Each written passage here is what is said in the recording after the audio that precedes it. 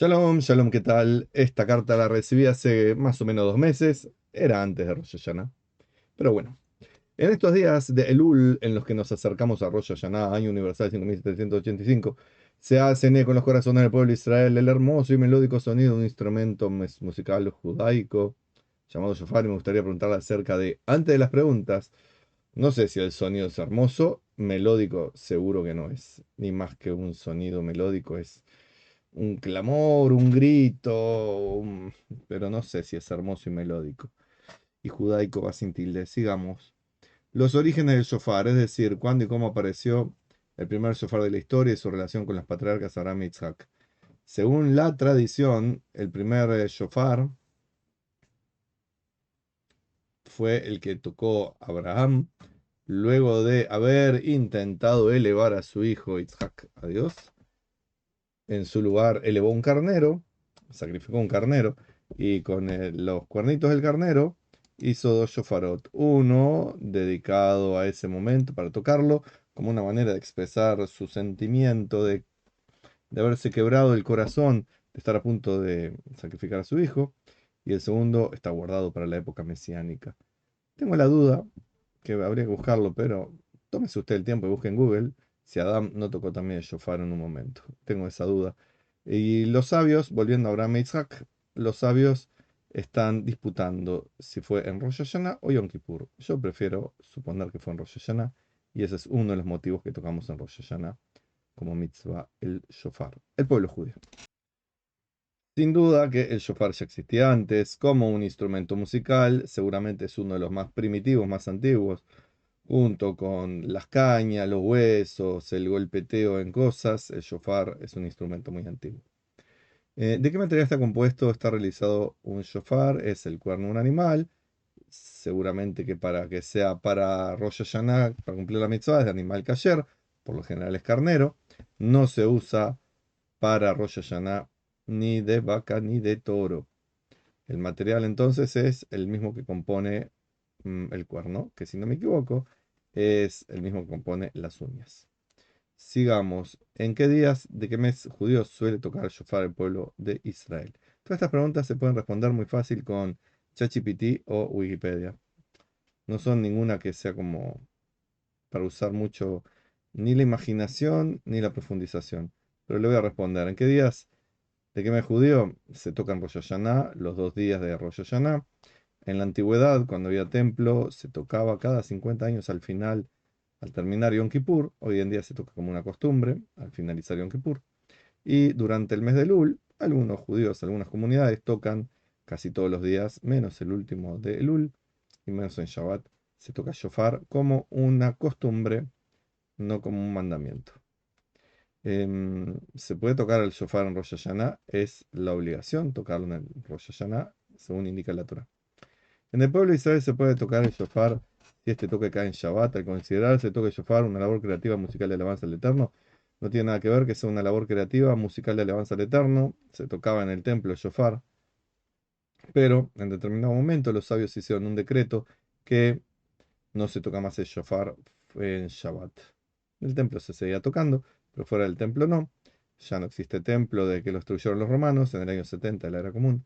No tiene nada que ver con labor creativa ni musical de alabanza del Eterno. Tiene que ver con no transportar en espacio público. Eh, Ese es el fundamento. ¿En qué momento del día es más apropiado para que el pueblo judío toque el shofar? En el día de Rosh Hashanah, y por lo general es en el día, o sea, cuando hay sol. El momento del toque de shofar es luego la oración de la mañana, de Shaharit, luego la lectura de la Torah. Ahí en el rezo de Musaf es cuando establecieron los sabios que se toque como una manera prescrita, pero se toca durante el día, puede tocarse antes, después, y en algunas ocasiones se toca de noche como algo simbólico. En el pueblo judío cualquier persona puede tocar el shofar o solo puede tocarlo el líder espiritual, sabio, guía honorable, respetable, rabino de la comunidad. Ni líder espiritual, ni sabio, ni guía honorable, respetable, rabino de la comunidad. Muchas veces el rabino es simplemente el líder. Muchas veces no es un guía honorable, ni respetable, ni sabio. No hay que idealizar a ninguna persona ni profesión.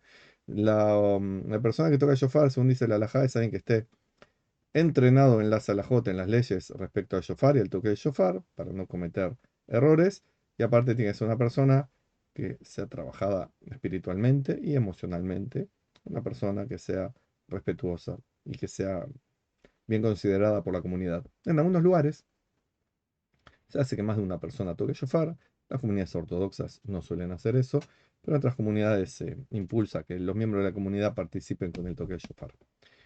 ¿A quién se busca confundir con el sonido del shofar? Esa pregunta está demasiado dirigida y se nota que anduvo leyendo, indagando en cosas, porque una de las explicaciones es que busca confundir al Satán, el ego, el Yetzer Hará, la intención negativa de las personas.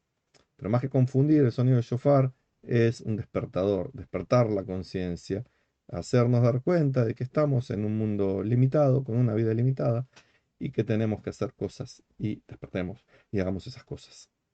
Vuelvo a decir, estas preguntas son más para Wikipedia o ChatGPT que para que esté respondiendo en este momento, pero bueno. Em, es un precepto escuchar el sonido del shofar en el pueblo de Israel, es una bendición extra, es un precepto y no sé si es una bendición extra. Se hace una bendición que es Lishmoa Kol Shofar, cuando se va a hacer la escucha en Rosh Hashanah. Luego de Rosh Hashanah, ya expliqué cada 50 años en Yom Kippur, pero luego no es un precepto. Durante el año se puede tocar como música, como holgorio, como entrenamiento, como enseñanza, pero no, ni bendición ni precepto, solamente en Rosh Hashanah. Solo se puede tocar el shofar en sinagogas y yeshivot, templos del pueblo judío, o también en hospitales, hospicios, casas de ancianos, personas con movilidad reducida.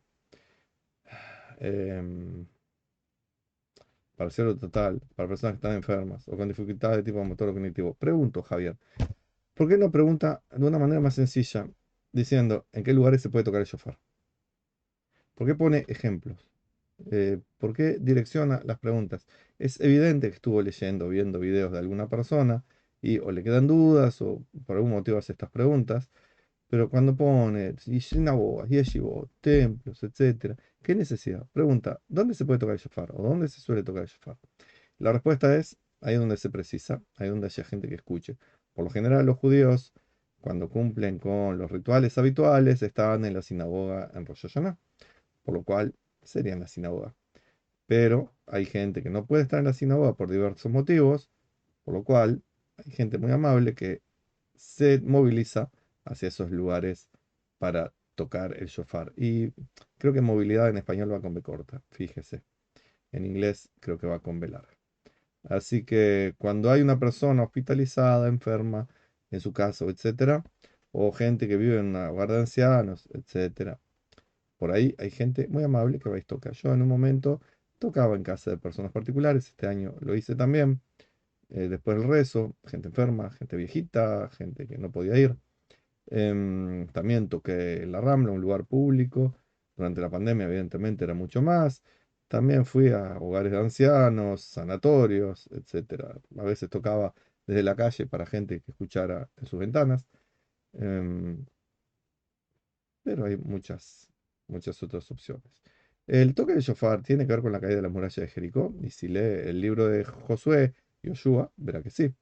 Pero no se toca por eso el shofar. Él se fue en ese momento parte de un combo místico espiritual que Dios mandó para que cayeran milagrosamente las murallas de Jericó, que va con C, no con K.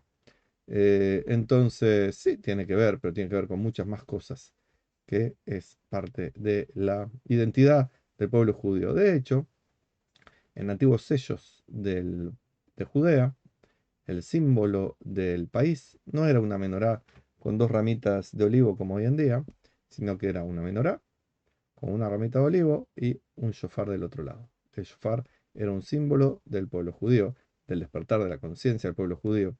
Era un instrumento usado por los judíos para hacer música, pero también como un método de comunicación a distancia. De hecho, los sonidos eran así como claves que si se escuchaban, uno sabía qué significaban esos sonidos.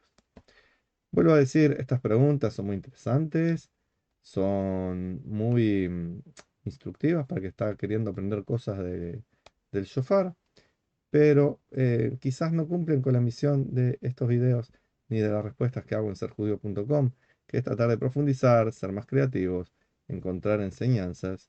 Acá vuelvo a decir, ChatGPT con todos los errores que va a cometer, porque comete a patadas errores ChatGPT y otros en cuestiones de judaísmo, o mismo Google le pone shofar y etcétera y lo busca, porque son preguntas como que,